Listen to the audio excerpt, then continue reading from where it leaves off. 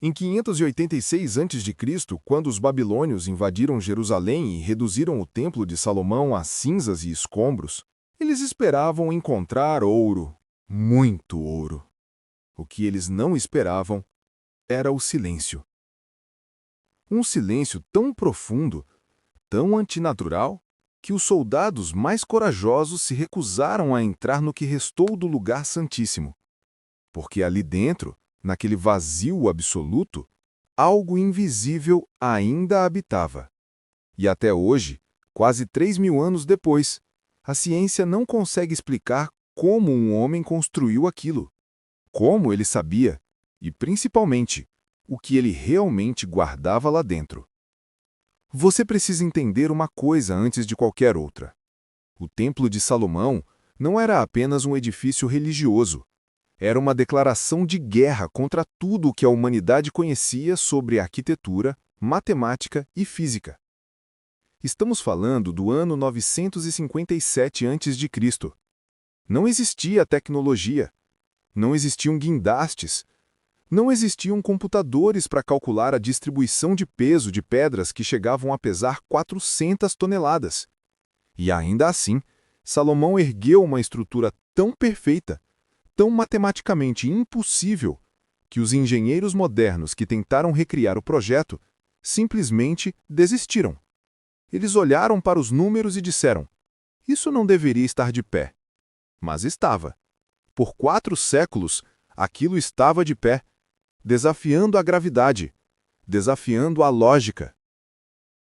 O primeiro livro dos Reis, capítulo 6, versículo 7, diz algo perturbador.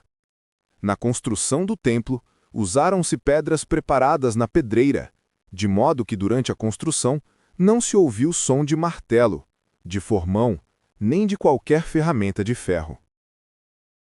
Silêncio absoluto. Como se aquelas pedras simplesmente se encaixassem sozinhas. Como se alguém ou alguma coisa já tivesse cortado cada bloco na medida exata, sem erro, sem falha, sem barulho. Isso é o primeiro mistério, e talvez o mais assustador.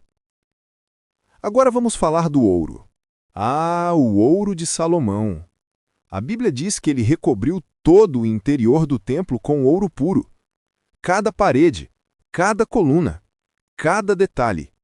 Historiadores calcularam que foram usadas aproximadamente 108 toneladas de ouro só na estrutura principal. 108 toneladas de ouro puro. Para você ter uma ideia, em 2024, 1 tonelada de ouro vale cerca de 60 milhões de dólares. Multiplique isso. Estamos falando de algo próximo a 6,5 bilhões de dólares. E isso é só o ouro do revestimento.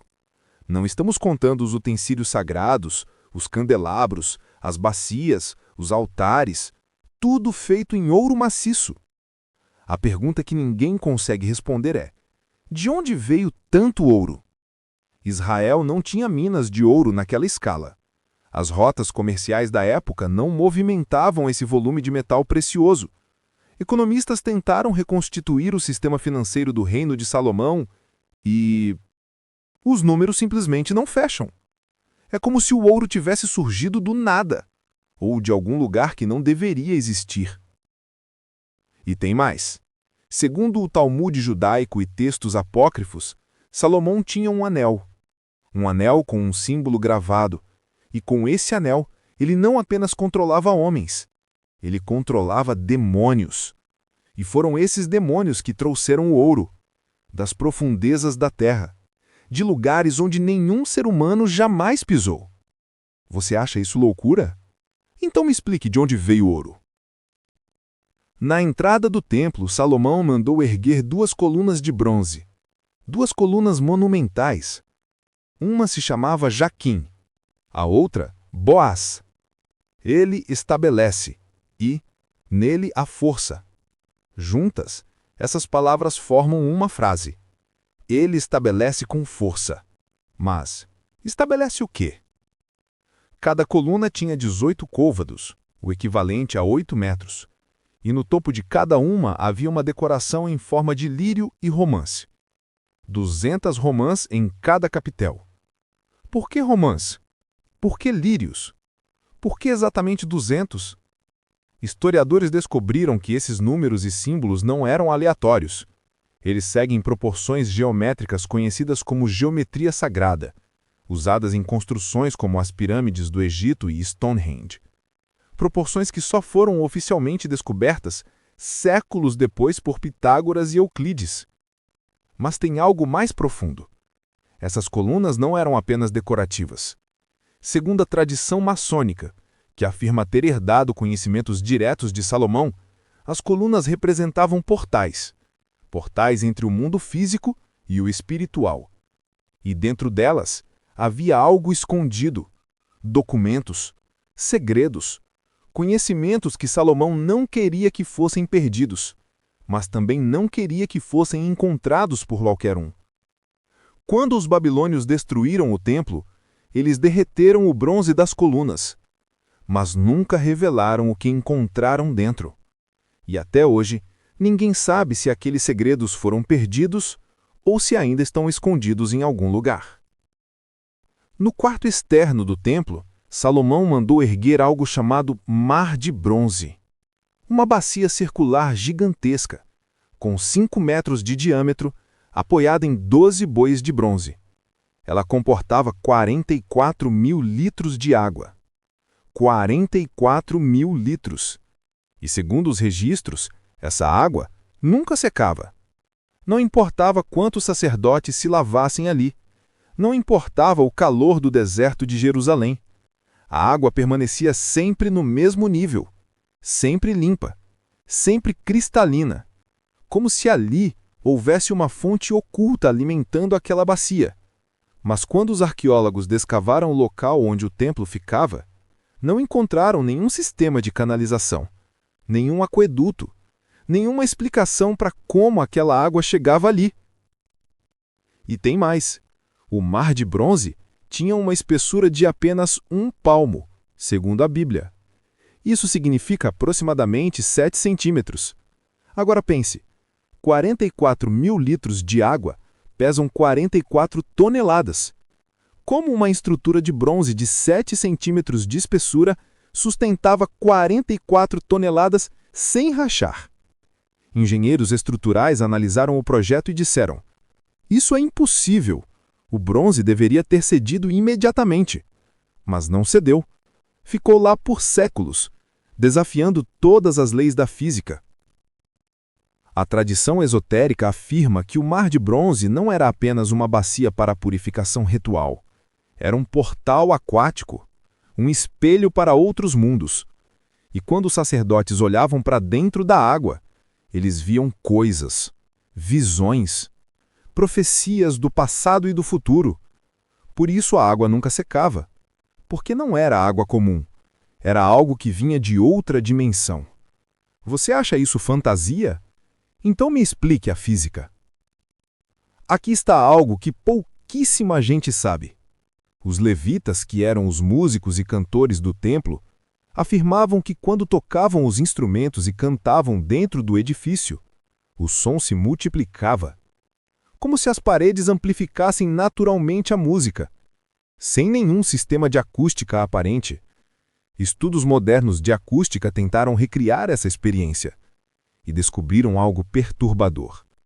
A proporção do templo com suas câmaras, corredores e o lugar santíssimo criava o que os físicos chamam de câmara de ressonância perfeita. Qualquer som produzido dentro daquela estrutura era amplificado de forma quase sobrenatural, criando harmônicos que não existiam na fonte original. Mas tem algo mais estranho.